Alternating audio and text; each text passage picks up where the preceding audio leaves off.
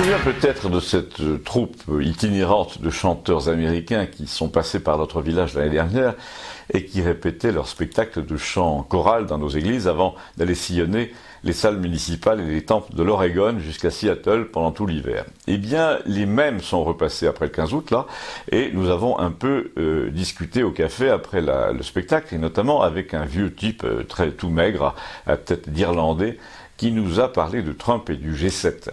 Comme tous les Californiens aisés, il était assez anti-Trump, mais il avait très bien compris la situation et il a parlé avec notre jeune Vladimir qui passait. Vous savez, ce jeune d'ici dont la mère ukrainienne a épousé un type de chez nous il y a assez longtemps, dans les années 90, eh bien l'Américain a commencé par nous dire que le président Macron essayait en ce moment de jouer les jokers dans la négociation internationale en allant rencontrer Poutine à toute allure, comme ça en douce, avant la rencontre générale. Et il a ajouté, c'est exactement le genre de truc. Il a dit le kind of trick, c'est-à-dire le tour de passe-passe en tourloupe que Trump déteste absolument et qui le rend furieux parce que l'autre, là, le Macron, fait ça pour lui dire, moi aussi je suis un dominant, mais comme je ne suis pas assez fort, je me sers de quelqu'un d'autre contre toi. Trump veut être le seul à fixer les règles du jeu, mais l'autre se sert de Poutine pour lui dire tu contrôles pas tout, en fait tu contrôles rien. Donc vous pouvez être sûr que Trump va se venger en faisant une sortie publique dans 3 ou 4 jours sur le thème ceux qui se croient assez malins pour jouer perso et pour donner des leçons devraient d'abord régler leurs problèmes de gilets jaunes, si vous voyez ce que je veux dire, avant de repenser la géostratégie mondiale et d'instrumentaliser les ennemis de l'Amérique. Et à ce moment-là, le jeune Vladimir, donc, qui se trouvait dans le bar avec un copain, nous a étonnés, d'abord parce qu'il parlait assez bien l'anglais pour préciser ce qu'il voulait dire quand le Californien ne comprenait pas, mais surtout parce qu'il a dit, c'est Poutine qui utilise le président français comme fusible, c'est lui qui tire les ficelles, et il l'envoie au front. Il a très bien compris que Macron, en lui donnant une chambre d'amis à Brégançon, cherche à utiliser l'un des grands mâles dominants contre l'autre, faute de faire le poids lui-même, et Poutine a donc prévu que Trump allait s'énerver contre ce petit mec qui se mêle de tout. Et dans cette affaire, la Russie va passer pour un pôle de stabilité mentale une fois de plus, alors que dans le camp adverse, on fait n'importe quoi, on ne parle pas d'une seule voix, on dit oui et non dans la même phrase, et on s'agite beaucoup. Alors là, l'Américain a répondu, en bon californien bien libéral, oui, mais Poutine fait quand même arrêter ses opposants. Et là, Vladimir a répondu à son tour, le 14 juillet, là, Macron a fait coffrer 3 dirigeants du mouvement Gilets jaunes avant le défilé, sans aucune autre raison. Si c'est pas une arrestation d'opposants, c'est quoi alors? Je vous le demande. Et là, le Californien a dit « Ah, j'ignorais ça, mais vous êtes sûr de vos sources ?»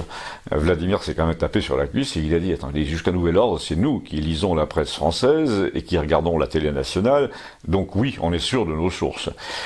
Et vous feriez mieux de vous demander pourquoi le Los Angeles Times n'en a jamais parlé. » Alors j'ai trouvé que c'était quand même un assez bon argument, et bien envoyé, et je me demande si Vladimir finalement ne va pas se présenter aux élections municipales, vu la tournure que prennent les événements.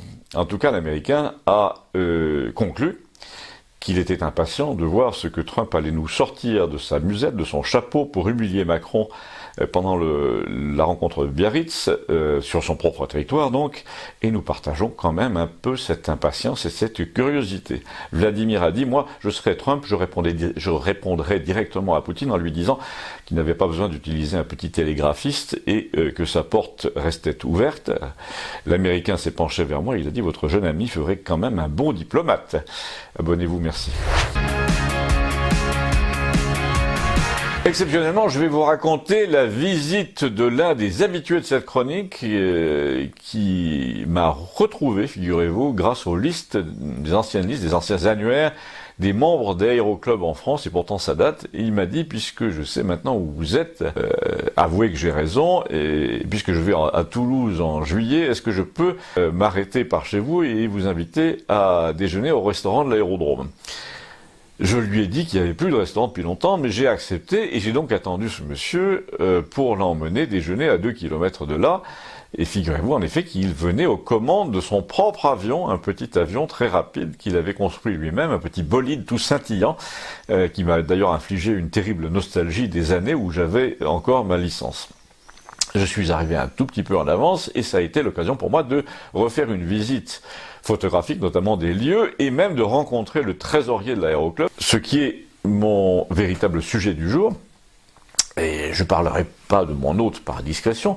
Il s'est pointé à midi à bord de son appareil comme prévu, et j'en dis pas plus. Mais en revanche, je vais en dire un peu plus, parce que j'ai levé le voile, un voile trop discret, sur le véritable scandale de la gestion de cet aérodrome local par le Conseil général et le député maire de l'époque de sa construction.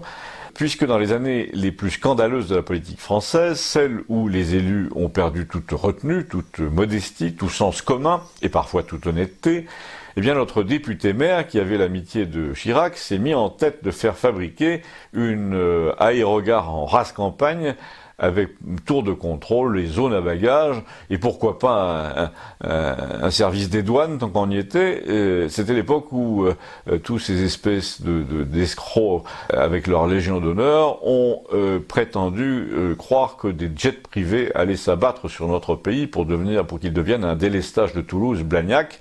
Les installations surdimensionnées qui ont fait double emploi avec celles des années 30 ont essayé de ressembler à un aéroport international, mais évidemment, comme ils n'avaient pas d'argent, façon Martine fait de l'aviation, façon Barbie hôtesse de l'air, tout était miniature, à part la tour de contrôle. La salle d'attente faisait 4,50 m, le guichet 2, il y a une entrée et une sortie goudronnée, mais qui sont à 1 mètre l'une de l'autre. Les parterres de fleurs, tout ça, était aux dimensions d'une scène de café-théâtre. Et l'herbe pousse désormais sur les panneaux d'aluminium et tout est rouillé, cassé, souillé. Le trésorier m'a dit que ça coûtait encore une fortune à ne pas entretenir. Il y avait 20 membres seulement dans son aéroclub. Il a essayé de m'expliquer ce qui s'était passé à l'époque, mais je le savais, hélas, puisque j'avais été chassé comme jeune pilote de cette famille de notables du Sud-Ouest. Le prix de l'heure de vol avait doublé à l'époque. Ils ont revendu les avions biplaces qui nous servaient à entraîner les jeunes à moindre coût pour acheter des appareils de 4 ou 6 places équipés en IFR, vol aux instruments, c'est-à-dire capables de voler par tout temps et même la nuit, mais personne ne les a utilisés, sauf le député, pour aller voir ses 3 copains gaullistes, tendance France-Afrique, si vous voyez ce que je veux dire. Résultat, faillite de la structure idiote, là, mais surtout impunité scandaleuse de ces élus qui ont lancé un projet énorme qui a coûté des millions. Je pense que tout le monde a compris que nous sommes en train de sortir de ces années-là, le carnet d'inventaire à la main, et tout le monde a compris que nous vivons une époque où les survivants vont avoir des comptes à rendre. Il ne leur restera qu'à espérer que leurs archives brûlent comme celles du Crédit Lyonnais, qui ont eu quand même le bon goût de se consumer 2 fois en 2 lieux distincts. Un phénomène assez rare, et qui, s'il se produisait, ne manquerait pas d'éveiller les soupçons des juges, et bien entendu, la colère du peuple. Abonnez-vous, merci. C'est une scène de village assez banale, en apparence. Une entreprise refait les abords d'un monument aux morts. On taille les rosiers, on repeint les bordures, on remplace le gravier blanc sous la stèle en marbre. Mais quand vous regardez d'un peu plus près, les ouvriers sont trop nombreux et trop âgés pour être de vrais ouvriers. Leurs mains ne sont pas des mains de jardiniers, et puis la camionnette n'a pas de logo. Et visiblement, certains des participants ne savent pas du tout comment on fait pour manier un débroussailleur. Donc ça vous intrigue un peu, d'autant qu'ils s'apprêtent à planter un panneau en métal, et vous surveillez du coin de l'œil pour voir ce qui est écrit sur le panneau. Il y a un autre détail, c'est qu'un type est venu avec un petit attirail d'artiste peintre, avec des petits pots, une palette, et puis il s'est mis à renforcer au petit pinceau le doré des lettres de victimes de la guerre. Et pendant qu'il a fait ça, il répondait à une fille que je n'avais pas remarqué au début et qui lui tendait un petit micro-cravate pendant qu'il travaillait. Alors de temps en temps, il a regardé par-dessus ses lunettes. C'est un monsieur à cheveux très blancs et cette fille venait de la presse locale. Et le type qui avait l'air d'avoir 85 ans environ lui a dit « Moi je suis ému à chaque fois que je peins l'un de ces noms, j'ai l'impression de connaître la personne. C'est comme si elle était derrière moi. » Et il y a 3 jours, un monsieur ici, tout maigre, est passé, son jardin était juste à côté, et il m'a dit « Ne croyez pas que ce que vous faites est inutile. Je sais que 2 ou 3 de ces soldats vous rendent visite pendant que vous pensez à eux en peignant leur nom. » Alors là, on aura reconnu dans cet inconnu qui passait derrière lui, le fameux Léon qui lui a fait son numéro de médium. Et le peintre a dit à la fille, eh ben ça va vous paraître bizarre, mais moi aussi j'étais convaincu qu'il y avait derrière moi le monsieur dont je repeignais le nom. Et qu'il était reconnaissant. Et là, a-t-il ajouté, toujours pour la fille, mais je vois que vous ne prenez plus de notes, donc c'est pas digne d'être imprimé tout ça dans le journal. Et la journaliste lui a répondu très gentiment, mais si, c'est digne, mais c'est pas moi qui décide, vous comprenez. C'est celui qui décide ne me laissera jamais écrire que le fantôme d'un soldat vous regarde écrire son nom en lettres d'or et qui vous approuve. Malheureusement, c'est comme ça. Alors ça fait rien, lui a dit le vieux, et là il s'est mis à expliquer à la demande de cette jeune journaliste que les supermarchés du coin et plein d'entreprises contribuaient à leur association, que c'était même étonnant de voir à quel point cette œuvre était bien vue du monde économique. Et alors la fille revenait à la charge et lui demandait, mais personne ne vous accuse de réveiller le passé guerrier de la France, d'être réactionnaire, traditionnaliste, nationaliste? Si, évidemment. Il y a toujours des gens pour le dire. Mais quand vous allez fleurir la tombe de votre grand-mère au cimetière, est-ce que vous vous demandez si votre démarche est passéiste, ennemie du progrès? D'accord, assistez la fille, mais c'est quand même une France très française, très entre-soi. Et là, il a répondu encore, quand vous évoquez le souvenir de votre grand-mère, là encore, à table, avec vos parents, vous n'avez pas l'impression d'être un peu entre-soi, comme vous dites? Et là, la fille a dit, le visage un peu fermé, j'ai pas connu ma grand-mère maternelle.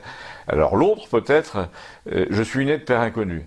Et là-dessus, quelqu'un a retourné le panneau de métal pour le fixer au sol, dans un tube en ciment, et l'inscription disait « Le souvenir français ». Et le type a dit à la fille, qu'est-ce qui vous choque le plus là-dedans, le mot souvenir ou le mot français?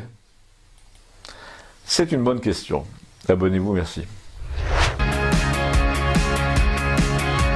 Nous avons un petit square près de l'église, enfin square c'est le mot parce que c'est un carré parfait. Il y a 4 arbres et 4 bancs qui encadrent une fontaine minuscule, et l'été c'est charmant, mais il n'y a jamais personne. Et un soir que j'étais assis avec mon chien dans un coin de ce lieu silencieux, un monsieur d'une 50aine d'années est venu s'asseoir en face de moi, enfin, légèrement décalé parce qu'il y avait la fontaine entre nous, et il m'a parlé de mon chien d'abord, c'est toujours une excellente entrée en matière, avant de me dire que c'était dommage que cette petite place ne soit pas fréquentée et qu'il y avait une perte totale de la vie sociale. Il faisait dans les 25-30 degrés, il n'y avait pas un nuage dans le ciel, pas une voiture, et quand on entendait l'oreille, on entendait un brouhaha qui était celui des télévisions.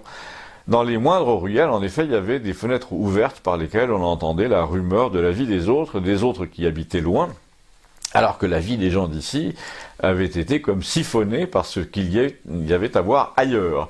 Le monsieur m'a dit, vous avez vu les photos du siècle passé que le Conseil général a fait plastifier pour les mettre à tous les coins de rue ici, pour les touristes? Et ben c'est incroyable quand on y pense. Il y a 100 ans, un 20 juillet, à cette heure-ci, il y avait 100 personnes dehors, sans parler des chiens et des chats, alors que là, on n'est que tous les deux, tous les trois avec votre chien, et c'est là qu'il a fait la comparaison avec l'Italie, et je me suis souvenu que Gustavo, notre bouquiniste d'origine génoise, chaque année à la même époque avait un couple de ses cousins qui habitaient à Nice et qui venaient, et qui étaient de Gênes aussi, et ce cousin, donc apparemment c'était lui, c'était ce monsieur qui me parlait, il se nommait Enzo, et il avait une petite agence de publicité à Nice. Il a pris vigoureusement la défense de l'Italie en disant qu'à cette heure-là, à Vérone, à Bologne, sur toutes les places les plus minuscules, eh bien, les adolescents se donnaient en spectacle, et les vieux lisaient, les grands-mères papotaient, les joueurs de cartes hochaient la tête, et les enfants tournaient à bicyclette, et personne n'avait renoncé à la vie en commun pour la télévision. C'était comme ça, l'Italie c'était comme ça. Alors je lui ai fait observer quand même, puisqu'il habitait à Nice, que tout le monde n'était pas toujours ravi de voir se rassembler des gens sur les places publiques à Nice, et que les riverains en avaient par-dessus la tête. Mais il m'a dit, dans les villages, les villes italiennes, la vie sociale dehors ne fait pas tellement de bruit, elle se réduit parfois à un murmure, à une rumeur, un bourdonnement comme devant une ruche. Les gens sont là tous ensemble pour voir et pour être vus, et pas pour se faire remarquer. C'est ça la différence entre les villes et les campagnes, d'ailleurs en Italie. Tandis qu'ici en France, à part ceux qui veulent se faire remarquer et qui sont les mêmes partout, les gens ne veulent plus voir et être vus. Je ne sais pas si vous avez remarqué, m'a-t-il dit, mais les gens qu'on ne voit jamais dans la vie sociale, jamais au café, jamais à l'église, jamais dans la rue, eh bien sortent à 6 heures du matin pour aller arroser au jardin et rentrent chez eux dès les premières voitures. Donc il y a un refus progressif du regard d'autrui, c'est assez grave. Les gens ne veulent plus se montrer et ils ne veulent plus que les autres les voient. Je lui ai objecté que Gustave, heureusement, représentait le parti de ceux qui se montrent et que c'était un résistant, un gilet jaune. Oui, mais les gens le lui reprochent, m'a-t-il dit. Et là, j'ai jugé que c'était vrai, parce que le paradoxe, c'est que si on reprochait volontiers, en effet, à Gustave de se mêler de tout, lorsqu'il n'était pas là, eh bien tout le monde se référait à lui, se demandait ce qu'il en penserait quand il n'était pas là. Même vous, plusieurs fois par courrier, vous m'avez demandé ce qu'il en penserait. Eh bien, continuez, je vous en prie. Merci. Et abonnez-vous. J'ai rencontré lors d'une fête locale en août un quadragénaire qui se fait appeler Marco, que je connaissais assez bien autrefois et qui est visiblement toujours un habitué de ma petite chronique, mais qui m'a fait des reproches en me disant « Mais qu'est-ce que tu as en ce moment ? Tu bafouilles, etc. » Alors, j'étais un peu piqué au vif, je lui ai d'abord fait préciser ce qu'il voulait dire par bafouiller, et en fait j'ai bien fait parce qu'il me reprochait en vérité non de bafouiller, mais d'hésiter au milieu des phrases et donc de laisser de temps à autre mon hésitation se traduire par un « e » ou par une syllabe qui traîne. Alors là, j'en profite pour vous répéter ce que je lui ai dit ce jour-là. Je lui ai dit, tu comprends, ça fait 2 ou 3 mois que j'ai retrouvé mon studio de village avec les moyens du bord, et non pas ceux professionnels de TVL Télévision. Un petit drap vert acheté à la foire au tissu local, donc au début le son était nul, on me l'a fait remarquer, j'ai corrigé le son, ensuite j'ai essayé de me passer de prompteur, mais je me perdais dans des digressions. Et puis j'ai lu l'écran d'un ordinateur portable ouvert au fond de la pièce pour un résultat assez médiocre. J'avais l'air de parler à quelqu'un qui venait d'entrer. Et ensuite j'ai monté un prompteur maison avec une caisse en plastique fendue en diagonale, percée d'un trou au fond pour la caméra, et traversée par une plaque de verre de 2 mm, le tout étant posé sur l'écran de l'ordinateur portable, où défilait le texte à l'envers. Alors ça marchait beaucoup mieux, mais le problème c'était l'épaisseur du verre, ça rendait le lettrage flou et donc je clignais des yeux et j'avais du mal à lire, d'où les E qui se multipliaient. Depuis j'ai raffiné le système, j'ai remplacé le verre par une plaque de plastique mince et tout va mieux, enfin j'espère que ça s'entend. Donc à part ça, vous pensez bien que le sujet du jour n'est pas que mon prompteur, mais ce fameux Marco qui fait partie des traumatisés de l'éducation et qui refait en ce moment son retard avec beaucoup de rancœur contre son parcours personnel devant l'instruction. Je ne parle pas de sa famille, je parle de l'école. Il a été maltraité, c'est-à-dire pas traité du tout, par un enseignement à la française au rabais. Et il a quitté le lycée trop tôt, il a fait l'apprenti un peu partout, charcuterie, restauration, agriculture, etc. Il en a beaucoup bavé, mais ce que je voulais vous dire, c'est que son intelligence l'aura sauvé grâce à Internet. Je lui ai envoyé par email une grosse fournée de philosophes dont les œuvres circulent en PDF. Il s'est abonné à 12 chaînes de gens qui décryptent l'actualité, comme je le fais, l'histoire, la politique, et en quelques années, on s'est perdu de vue environ 10 ans, il est devenu ce qu'on appelle un autodidacte, et comme dans 98% des cas, pas un autodidacte de gauche, c'est le moins qu'on puisse dire, parce que lorsqu'on arrache un peu de savoir à la nullité de ses profs, lorsqu'on s'est aperçu que la France est tombée très bas pour avoir élu un François Hollande ou un Macron, eh bien, lorsqu'on prend aussi sur ses heures de sommeil pour lire Spinoza ou Hegel avant d'aller livrer de la charcuterie, on n'a aucune amitié pour les intellectuels qui ne font que leur métier de branleur, je cite, et surtout aucune amitié pour tous ces gens, m'a-t-il encore précisé, qui n'explique jamais ce qu'ils disent à la télé, parce que l'une des doléances les plus fréquentes dans la bouche de ce Marco est que les commentateurs se tapent sur la cuisse les uns les autres, sur le plateau de LCI par exemple, pour faire allusion à des choses que la population générale ne comprend pas, mais dans lesquelles ils ont été élevés. Il faudrait donc, selon lui, restaurer le niveau général d'information et de culture générale de la population en lançant sur le service public une chaîne de sauvetage à l'intention de ceux qui n'ont rien appris à l'école dans les années Sarkozy Et pour cause, rappelons que les propres fils du président Sarkozy se distinguaient en faisant les DJ producteurs de rap, etc., ou les apprentis soldats américains pour l'un d'entre eux, donc pas exactement de quoi inciter la jeunesse de notre pays à retrouver le chemin des préparations scientifiques ou littéraires. J'ai quand même un détail avant de vous quitter, nous avons franchi le cap des 12 000 abonnés, dommage que ce soit pas dans la même ville, je me serais présenté au municipal. À bientôt, merci, abonnez-vous.